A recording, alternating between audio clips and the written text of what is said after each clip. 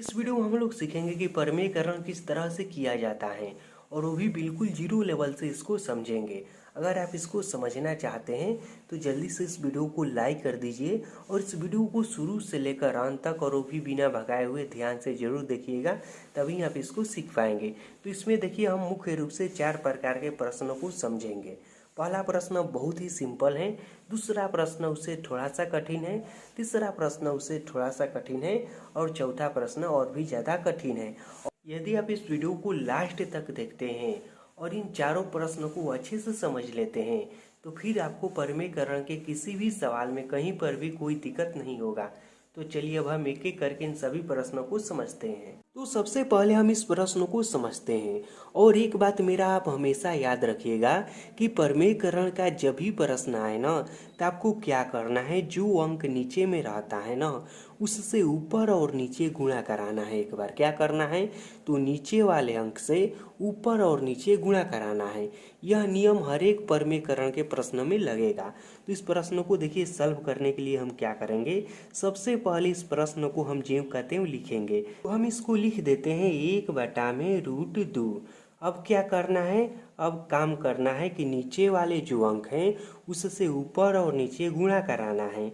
तो हम बीच में गुणा का चिन्ह दे देते हैं और ऊपर भी √2 लिख देते हैं और नीचे भी √2 लिख देते हैं। अब गुणा कराइए तो ऊपर में देखिए, ऊपर में क्या है 1 है और √2 है। तो जब हम 1 में और √2 में गुणा कराएंगे तो यह हो जाएगा √2। अब नीचे में क्या है तो नीचे में √2 है और √2 है। तो रूट का एक नियम है कि जब हम दो रूट वाली संख्याओं में गुणा करते हैं, इस तरह से जैसे कि दोनों में रूट हैं और दोनों संख्या एक ही है, तो क्या होता है कि इसमें केवल संख्या बचता है और रूट हट जाता है। यह रूट का नियम है। तो इस प्रकार से जब हम √2 में और √2 से गुणा करेंगे तो केवल 2 बचेगा।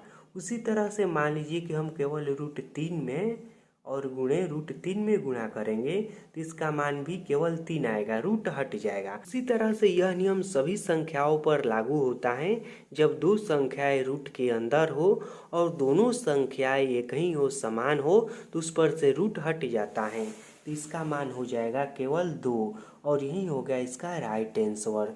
तो इस तरह से परमेयकरण किया जाता है। अगर यह वीडियो आपको अच्छा लग रहा होगा तो जल्दी से इस वीडियो को लाइक कर दीजिए। अब हम दूसरा प्रश्न को समझते हैं। तो दूसरा प्रश्न भी सेम टू सेम उसी तरह से बनेगा। तो सबसे पहले हम क्या करते हैं, इस प्रश्न को एक बार लिख लेते हैं। तो यहाँ पर मैंने लिख दिया √2/√5। उसके बाद क्या करना है, मैंने आपको बताया है ना, नीचे वाले अंक से एक बार ऊपर और एक बार नीचे गुणा करना है हमें। तो हम क्या करेंगे, गुणा का चिन्ह देंगे और नीचे में √5 है ना, तो ऊपर में भी लिखेंगे √5 और नीचे में भी लिखेंगे √5। अब गुणा करा दीजिए तो 2 में और √5 में गुणा कराएंगे तो यह हो जाएगा इस तरह से √10। अब नीचे वाले अंक में गुणा कराएंगे तो क्या होगा, तो मैंने आपको अभी नियम बताया कि जब दो संख्याएं रूट के अंदर हो और दोनों एक ही संख्या हो और उसमें गुणा कराना होगा तो उस पर से रूट हट जाएगा तो यह हो जाएगा केवल 5 और यही हो गया इसका भी राइट आंसर। अब हम तीसरा प्रश्न को समझते हैं और हाँ, इस प्रश्न को जरा ध्यान से समझिएगा। तो देखिए, जब इस तरह का प्रश्न दिया रहे जिसमें एक से ज़्यादा अंक हो, अभी तक जो हमने परमेयकरण वाला प्रश्न किए उसमें केवल ऊपर और नीचे एक ही अंक रहता था, लेकिन इसमें देखिए एक से ज़्यादा अंक है। तो हम क्या करेंगे, देखिए नियम इसमें भी वही लगेगा। तो सबसे पहले हम क्या करेंगे, इस प्रश्न को ज्यों का त्यों यहाँ पर एक बार लिख लेंगे। तो हमने लिख दिया है इस प्रश्न को ज्यों का त्यों। उसके बाद मैंने आपको क्या नियम बताया, उसके बाद मैंने आपको नियम बताया है कि नीचे वाले जो अंक हैं पूरा का पूरा उससे एक बार ऊपर में गुणा कराएंगे और एक बार नीचे में गुणा कराएंगे। लेकिन यहाँ पर थोड़ा सा नियम अब चेंज होगा। देखिए, हम ऊपर और नीचे गुणा तो कराएंगे लेकिन चिन्ह बदल कर गुणा कराएंगे। जी हाँ, देखिए इसमें जैसे कि प्लस का चिन्ह है ना, तो हम माइनस का चिन्ह डालकर गुणा कराएंगे। यदि माइनस का चिन्ह रहता ना तो हम प्लस का चिन्ह लगाकर गुणा कराते। तो इस तरह से अंक वही रहेगा, जैसे कि 2√3 यहाँ पर भी रहेगा ऊपर में और नीचे में भी रहेगा 2√3। अंतर केवल हो जाएगा चिन्ह का। तो यहाँ पर प्लस है ना तो हम माइनस लिखेंगे। क्या लिखेंगे, माइनस लिखेंगे। यह बात आपको याद रखना है कि प्रमेयकरण करते समय नीचे वाले अंक से ऊपर और नीचे गुणा कराना है, लेकिन यदि बीच में कोई चिन्ह रहता है तो उसका चिन्ह बदल कर गुणा कराना है। ठीक, अब इसको सॉल्व कर दीजिए।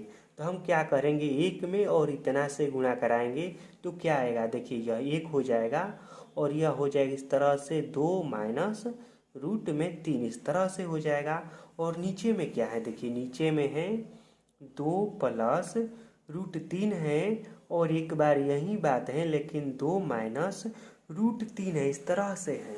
मैथ का एक सूत्र होता है कि यदि a के पावर 2 माइनस b के पावर 2 रहता है तो यह होता है a माइनस बी और इंटू ए प्लस बी होता है।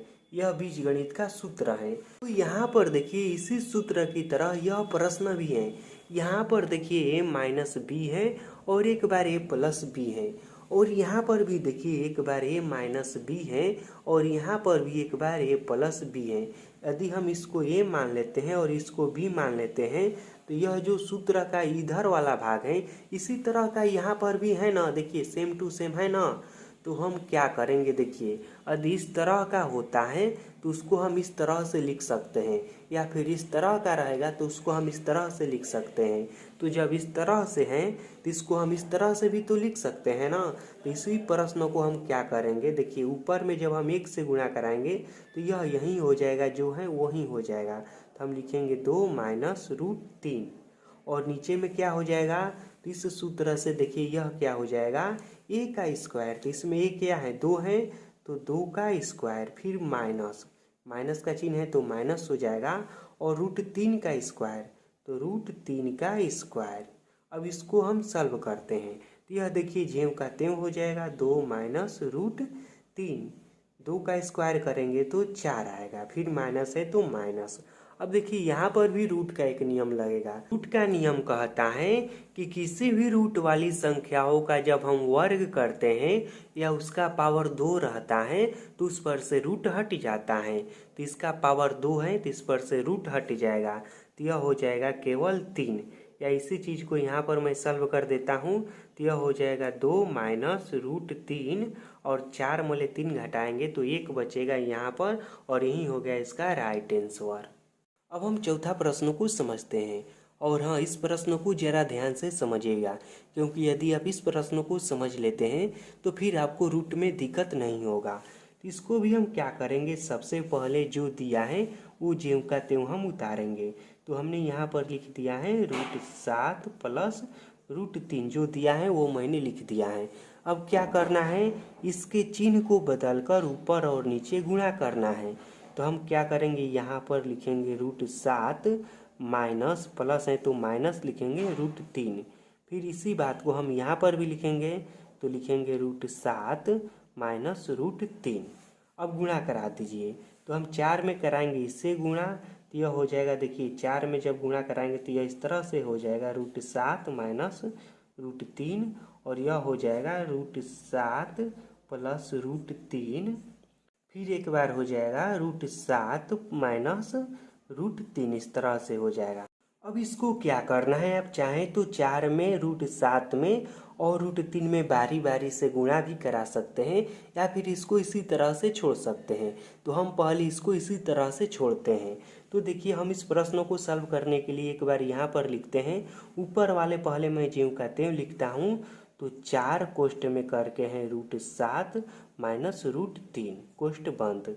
बाटा में क्या है, तो बाटा में है रूट 7 प्लस रूट 3 और एक बार है रूट 7 माइनस रूट 3। तो मैंने अभी आपको 3 नंबर प्रश्न में बताया है कि यदि कोई प्रश्न इस तरह से रहता है तो वह इस सूत्र पर फिट हो जाता है, और यह सूत्र यह कहता है कि यदि कोई भी प्रश्न a माइनस बी और इंटू ए प्लस बी के रूप में रहता है तो वह हो जाता है a का स्क्वायर माइनस बी का स्क्वायर। इसमें एक क्या है, तो इसमें a का मान है रूट 7 और b का मान है रूट 3, तो इन दोनों का अलग अलग करके यहाँ पर स्क्वायर हो जाएगा। तो एक बार हम लिखेंगे रूट 7 का स्क्वायर माइनस रूट 3 का स्क्वायर, इस तरह से। अब इसको सॉल्व कीजिए, तो ऊपर वाले पहले ज्यों का त्यों, उसके बाद क्या करना है, मैंने आपको एक और रूट का नियम बताया है, यदि रूट का स्क्वायर रहता है तो रूट हट जाता है, तो यह हो जाएगा केवल 7-3। अब इसको सॉल्व कर दीजिए तो यह हो जाएगा 4√7 - √3 और बाटा में 7 में 3 घटेगा, क्या बचेगा? 4 बचेगा। और ऊपर वाले 4 से नीचे वाले 4 कट गया। अब केवल बचा है √7 - √3 और यही हो गया इसका भी राइट आंसर।